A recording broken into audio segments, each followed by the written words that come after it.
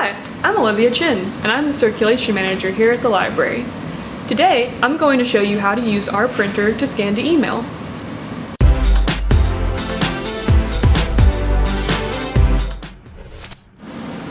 First, you need to use your union credentials to swipe to get onto the printer. On the screen, locate the email function and go ahead and click it. Now, you can enter in your email address under the To subject line.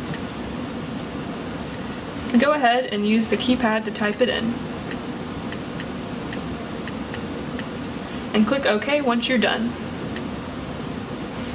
Now, if you want to add a subject to your email, you can click under the subject heading and add in your subject. Again, click OK when you're done.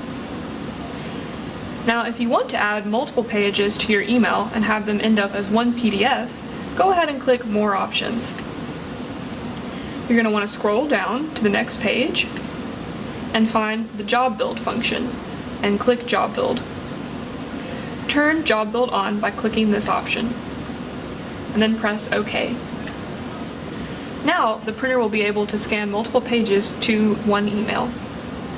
Now you're ready to go ahead and scan your pages. All you have to do is put your pages here at the top of the tray, and the printer will automatically detect that they're there. Once you're ready, click Send Email here at the top.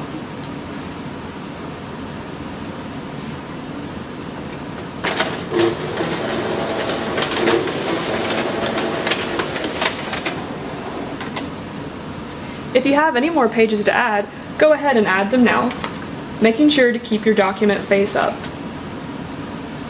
Click Scan. Don't click Finish until you're ready to be completely done.